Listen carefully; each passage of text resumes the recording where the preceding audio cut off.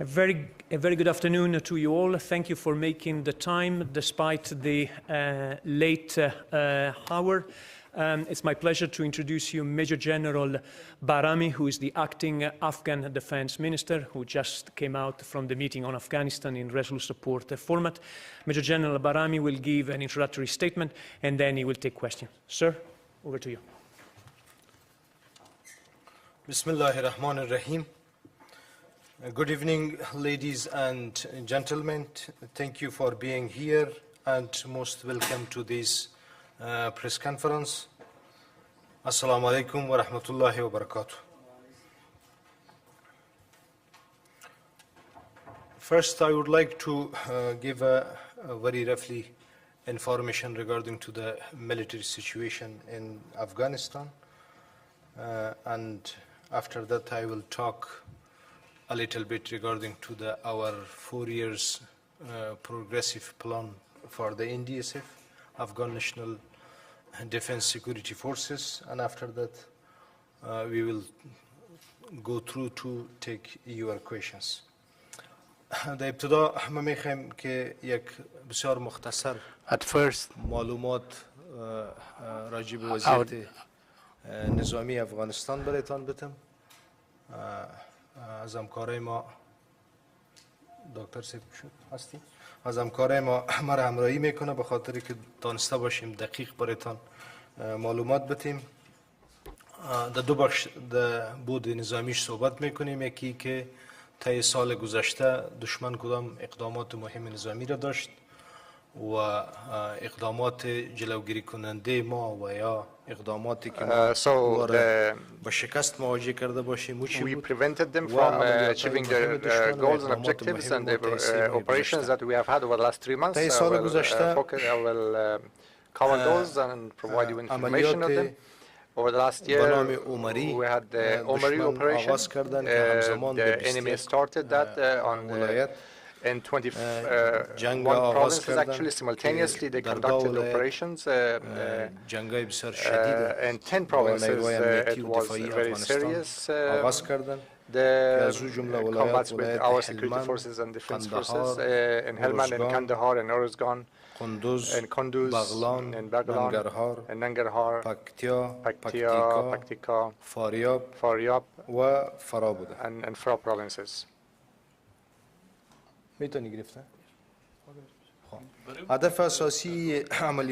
We are interpreters here. I don't know why he's going to interpret separately. So anyway, of course, the enemy has been aiming to capture some of the provinces in the east and the southeast. Some districts, they were aiming to capture some districts, and then they were actually going to transfer the Quetta Shura to that part of the country. And in the same way, in Nangarhar province and also in some districts of Nangarhar and Konar, they were aiming to capture those districts as well and transfer the Peshawar Shura to that part of Afghanistan from Peshawar. In Paktika and Paktia, they were going to make sure that those districts fall, and Miran Shah and Akani network Shura was going to be transferred there. But with our successful Shafak operation, successful implementation of the operations, the NDSF managed to make sure that those operations of the Taliban fail, and they did not succeed. So he's going to interpret actually what he has already said. در صورت بسیار خوب پیش میریم. طی 3 ماه گذشته over the last 3 months there was a Mansouri operation that was embarked upon by the enemy, and those operations were actually carried out in 20 provinces and very seriously. In 7 provinces the struggle was very serious and heavy, in Helmand, in Kandahar, in Nangarhar, in Badakhshan, in Kunduz, and Baghlan, and Jowzjan provinces. But fortunately, the operation that we had planned, we were anticipating these threats. Of course, Khaled operation led to the situation being controlled by us.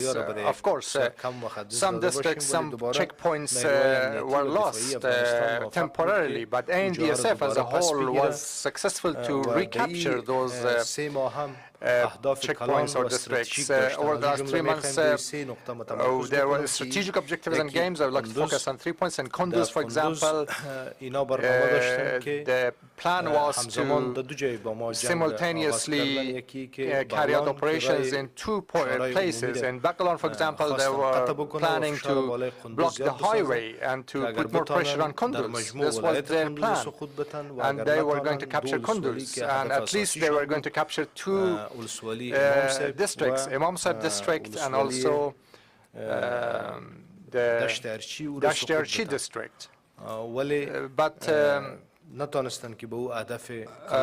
they could not attain those objectives, and our NDSF forces managed to defeat them in those places, and they could not block the highway either, the highway between Kabul and Kunduz and Baghlan. Then afterwards, there was another operation in Badakhshan. They managed to capture Zibok district, but our brave forces in 48 hours actually managed to recapture it, retake it from them. But the strategic objective was that simultaneously with capturing Zibok, they were going to capture Kashkashan district. They were planning to create a corridor for supplies between Chatral and Shah Salim in Badakhshan. And they were planning to basically be able to capture Takhar, Badakhshan, Kunduz, to put pressure on these provinces. And this was their plan. But thanks God, Afghan defense and security forces managed to decisively defend Badakhshan.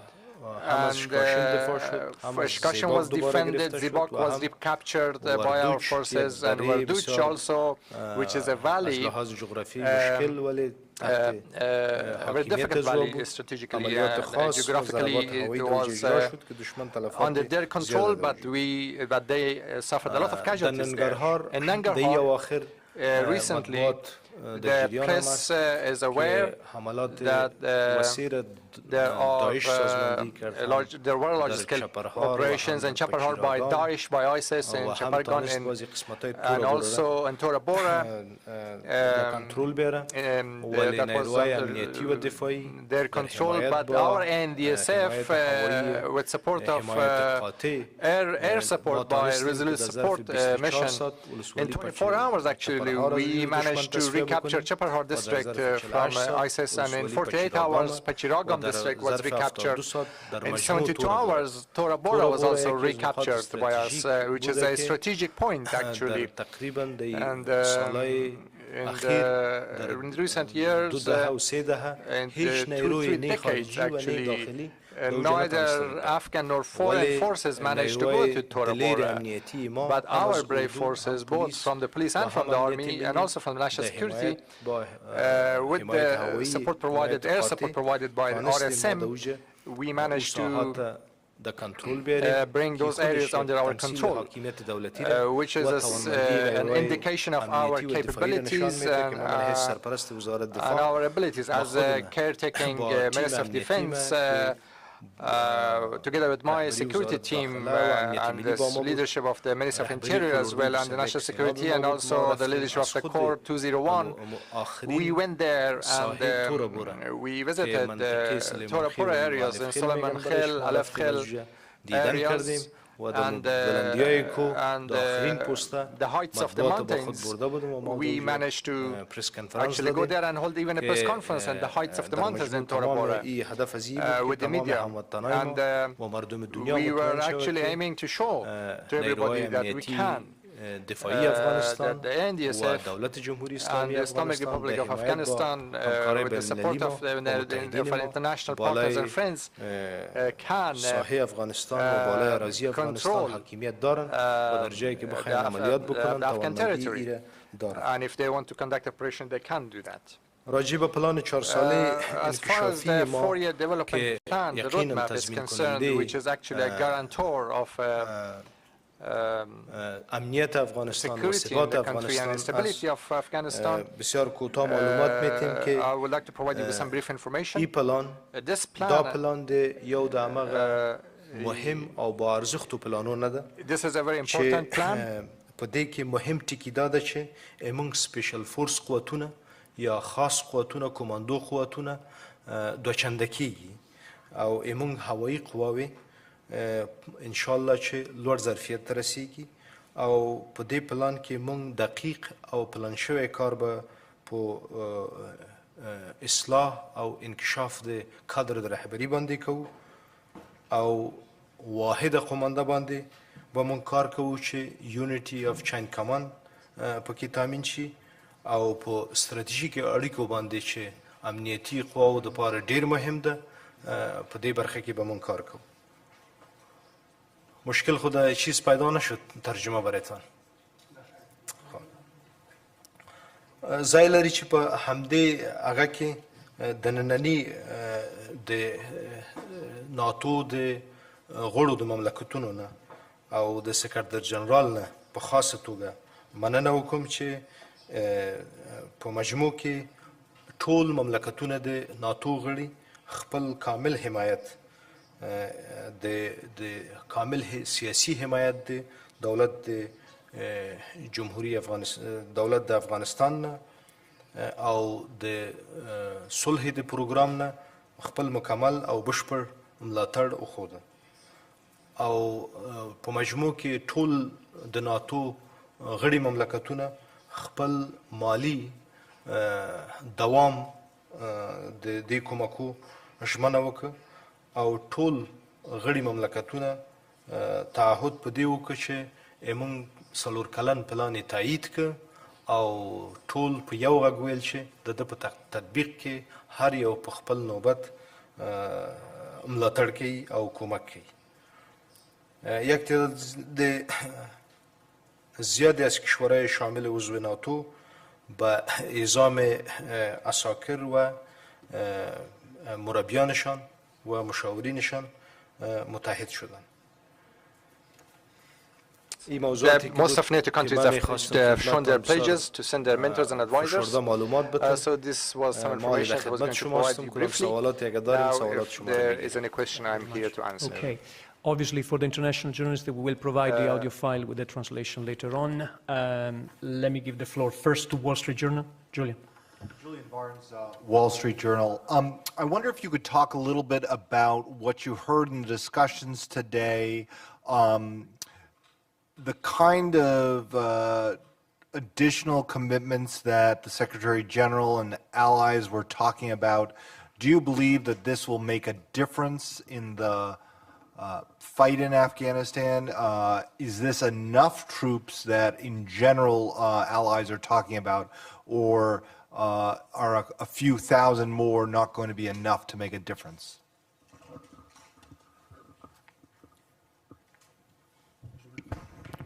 جناب عزیز، سوال از اینایی بود که در صحبت‌هایی که امروز در این جلسه وزرای دفاع کشورهای ناتو داشتن The question is being translated. The minister doesn't have anything, but it's okay.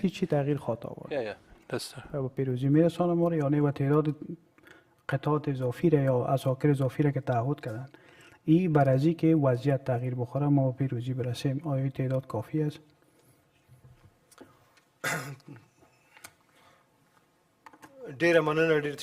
Thank you very much for your question. The commitment that has been expressed today, of course, will support our peace program and the battle or the fighting. We count on our allies because this is not the war just for the in Afghanistan, but it is in the war against the international community. And we are certain that our security forces, with the help of the God Almighty, are at the stage that ascertains us that they can, inshallah, although there are dangers, but they can defend. As an example, in Tora Bora, when they were able to control the area in Tora Bora and to implement the governance in the area, and I'm sure they have a high morale and the support of the people and the support of the international community and their commitment, I am sure that the security situation will change to a positive direction. Let me translate this. Good? Julian, you got Second question. You got it, perfect. Okay, so next question goes to, Lorna. I'm Lorne Cook from Associated Press. I wanted to maybe follow that question a little more. Do you see other things that NATO might be able to do to help your government's 4-year plan be implemented? And I would also say that you seem quite a young man. Do you think that during your lifetime you will see the need for NATO disappear? گفتن کمک‌ها و تعهداتی را که ناتو در تطبیق پلان 4 ساله کردن. آیا ضرورت تعهدات بیشتر از این که امروز شده می‌بینین که پلان تطبیق شوه و عملی شوه و دیگه میگن در طول زندگی خود شما، یعنی تو روزی فراخات رسید یا امید روزی را دارین در زندگی خودتان که قوت‌های ناتو در افغانستان نباشن و افغان‌ها به تنهایی خود تمام مسئولیت‌های امنیتی و تامین امنیت به عهده بگیرن؟ With regard to the first part of your question, I would like to repeat. It's very similar to the question your colleague asked. I actually wanted to say that given the bravery of the ANSF, as I've seen it myself, and also the support of the Afghan people from their forces, and also the commitment of the international forces, I do have a positive feelings that the enemy in Afghanistan will fail, and the government of Afghanistan and the ANSF will be victorious. With regard to the second part of your question, I have been one of the commandant for one of the parts of Afghan army, and I actually believe strongly in the professionalism of our forces, especially the special forces that we have and the commanders. I am very proud of them, and I am also very optimistic that very soon, inshallah, we are going to have great achievements because we are going to defeat the enemies of Afghanistan, and I'm optimistic that we will be victorious. Okay, let's go to Ana Pisonero. Europa Press. Thank you. Ana Pisonero from the Spanish news agency Europa Press. Several questions, if I may. One is concerning the special forces. What's the current number now that Afghanistan has, and what's the level that we want to get it to? And also, if you could compare it vis-a-vis the 352,000 soldiers and police that you have. My second quick question is if Afghanistan could get the number of extra troops that you would think necessary, what would the number be, and by when would you like them on the ground? And my third question is actually, it's more like a reflection looking back at times. If you agree with with Secretary Mattis that there's a general consensus that the international community pulled out troops a bit too soon, and we see things on the ground maybe getting a little bit more difficult, maybe as a consequence of that as well. Thank you. دو سوال دارن جناب ولی صاحب در ارتباط با انکشاف یا افزایش تعداد قوت‌های خاص. میگن تعداد فعلی چقدر است و به کدام تعداد در نظر است که برسیم طی پلان 4 ساله. و جزو دیگه همین سوال اولی است که اگر عساکر اضافی ناتو به افغانستان چی تعداد باید باشن و چی وقت یا باید به افغانستان برسن، زیادتر در این بستر که فصل جنگ و ایگه پا است که تاثیر درست داشته باشند. و سوال دومی بود که آیا با گفته وزیر دفاع امریکا جیمز ماتیس شما موافق هستین که جامعه جهانی قبل از موعد یا پیشتر از وقت نیروهای خود از افغانستان کشیدن و فعلا افغانستان به حالتی است یا وضعیت وخیمی که فعلا است به این وضعیت رسیدیم؟ با ارزیابی موافق هستین؟ بسیار تشکر. راجع به جزء اول سوال Thank you very much. With regard to the first part of the question, the number of the special forces, despite all my respect to the media, but this is classified information, highly classified information, I can actually tell you, but I can also say that the same number is going to be doubled. With regard to the number of troops that we may need and when they should be deployed to Afghanistan, considering the threats that we are facing in Afghanistan, it depends really about on the decision of the international community and the leadership of our government. In fact, if you have too many threats, of course there would be more need for the soldiers to be deployed. But the decision at the end of the day is in the hand of our partners, international partners, and the government of Afghanistan. With regard to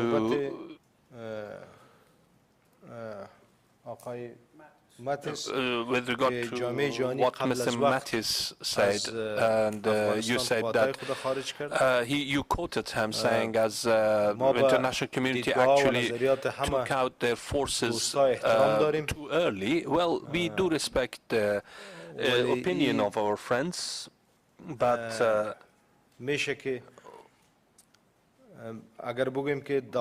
I could say that the international community couldn't keep for a very long time their forces in Afghanistan, and there was a need for the international community to decide what they want to do, and it was time for our forces to take responsibility of the security. Despite the fact that sometimes the threats they are not it's not possible to anticipate them, and also the form and the forms of the threats have changed. For example, a few years ago, the situation was different. Even 1 year ago, we had a different situation. Now we have a different situation. While we have the countries such as Iran and Afghanistan and Pakistan, and they are very active. And there are also other terrorist groups in the region that they have been stepped up their activities, and there are other countries in the region who support them. But last year, a year ago, we didn't have this situation, and that is why now we need to take decisions. من نسیم شفق هستم از رادیو آزادی. Nasim Shafaq from Radio Azadi. I have a question. One is that always there is complaint about corruption in the ANSF, and even the NATO head, they also complained. He also complained about pointed actually to the corruption in در سطح جهانی همواره گزارش‌های به نشر می‌رسد. چند روز پیش هم یک گزارش به نشر رسید که حکومت افغانستان بالای حدود 60 تا 65% خاک افغانستان کنترل میشه. The Afghanistan government has only controlling 65% of its territory. Is this true? Thank you very much, Mr. Shafaq. With regard to the corruption, there's no doubt that we have lost our army, an army of 100 years long, and now this is a 15-year-old or 16-year-old army that we have, and the police that we have now. It has been created only 9 or 10 years ago, or has been under training in the past 10 years. Now, we cannot really compare or expect from a 15-year-old boy or a 10-year-old boy. But I'm not saying that there is no corruption. There is corruption there, but I can assure you that there is the leadership of Afghanistan, both military and civilian leadership. They are all committed to fight corruption, and they have announced their commitment in Warsaw. We have the leaderships in both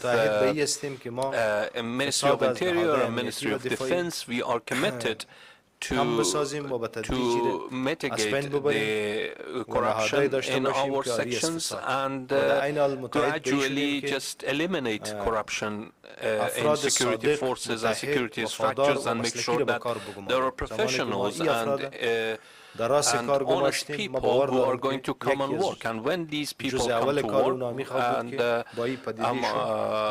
I'm sure that it will be their job, it will be their priority to fight the corruption. With regard to the second question, whether or not 65% of territory, the Afghanistan territory is controlled by the Afghan government, and the rest is controlled by the Taliban or other groups. Well, the fact that we are dealing with every day, we are controlling 80 to 90% of the territory of Afghanistan. The important point is that the strategic points, the strategic provinces and districts and areas of populations like cities and other places like that, which are important in terms of economic and stability, they are under the control of the government. As I said, very honestly, there are some propaganda, but in reality, if you come to Afghanistan, you wouldn't see it. I mean, then about Tora Bora, there are a lot of propagandas about this region. But as a general and as the acting Minister of Defense, I went to the last point of Tora Bora.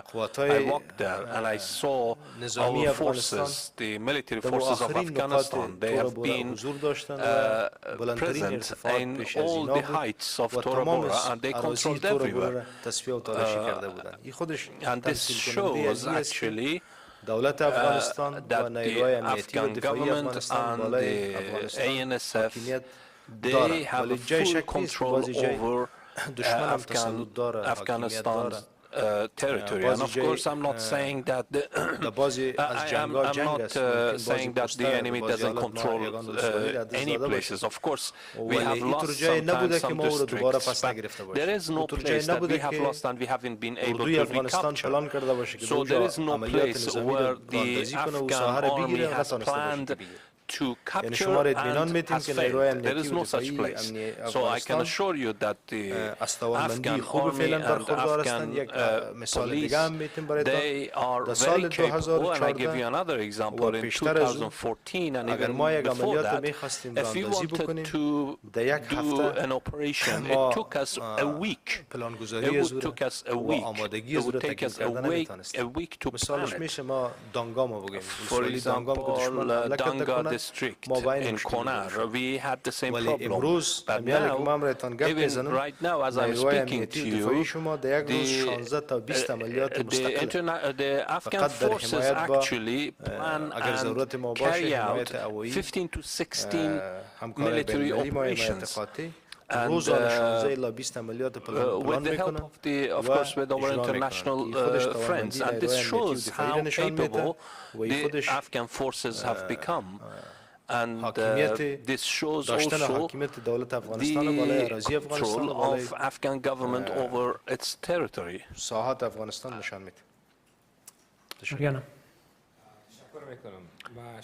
Thank you very much. I am Sharif Asad Diyar from Ariana News. Your Excellency,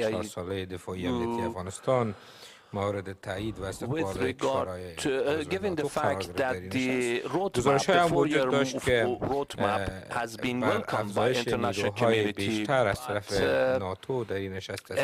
we also heard that only 15 countries accepted pledge to send troops to Afghanistan. Can you tell us overall how many soldiers are going to be sent to Afghanistan, and what was the last agreement? What is the last number that they agreed they will send? The second part of my question is that the Secretary General also said in his speech that it is the reform and fighting corruption in the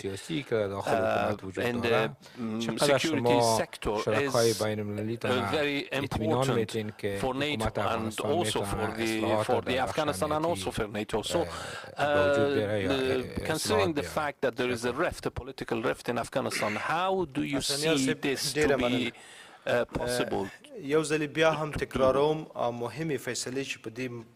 مهمه غونډه کې وشو یو دا و چې thank you very much.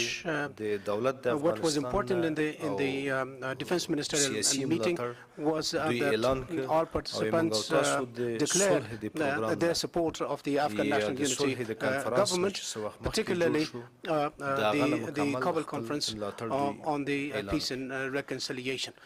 متحد مملکتونه خپل the committed countries in the session declared the continuation of their assistance to the Afghan government within the Resolute Support. They also supported the 4-year roadmap of the defense and security operations in Afghanistan. Some countries declared to increase the number of their advisors or troops, which will be determined in the next weeks. But it has to be conditioned on the level of threats in Afghanistan. So they will declare it in a later stage. As for your second part of the question regarding reforms in Afghanistan, I can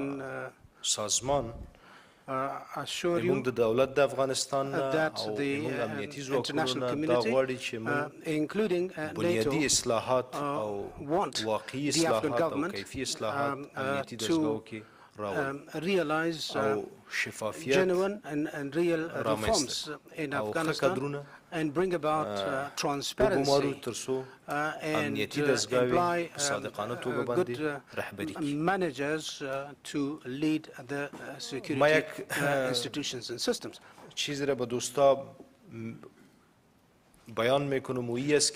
I would like to state that the Afghan state, the Afghan government, both the security and military leadership is determined to uproot the corruption in the security and defense institutions. And it's a challenge. It's not an easy issue where we are fighting terrorism and insurgencies. Over the last 15 years, there were some good appointments. What we did in the Defense Ministry was to set up a board that will consider the criteria for the appointment of leaders. For example, the person should have a very clean background. Secondly, he or she has to be committed to the people, to the population of Afghanistan. And the third, they should have a good education, experience or expertise, and observe a nationality partnership or participation. Then we assigned a group تدارکاتی و لوجستیکی تمام موارد هم با این بخشا نظارت بکنن و هم کمک بکنن.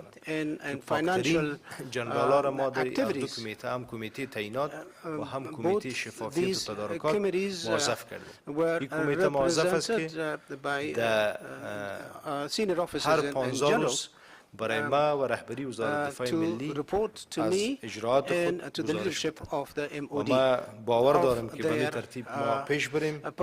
انشالله ما موفق به این میشیم و به شروع به ما شفافیت در وزارت دفاع به وجود خواهد آوردیم و کار به اهل کار خواهد سپارید.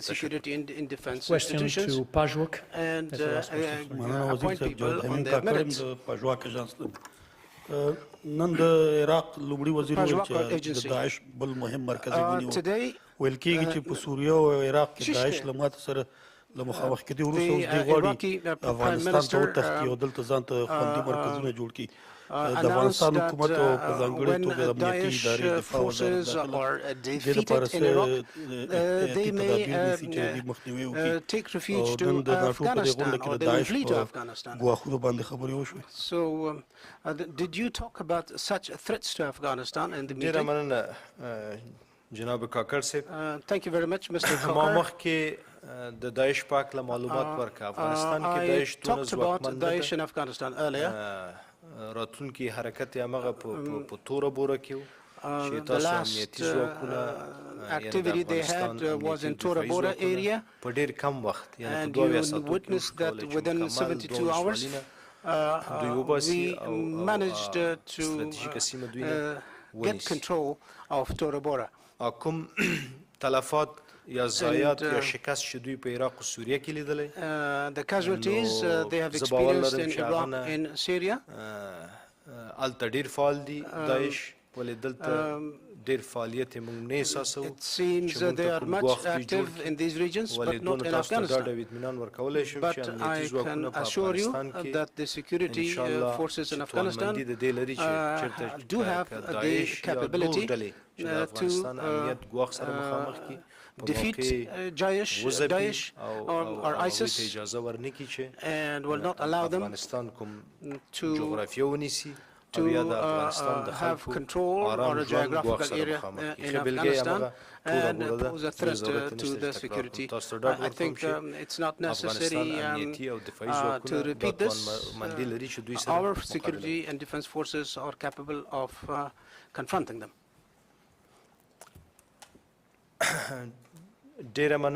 Thank you very much for your attention. I think we are coming back at the end of the press conference.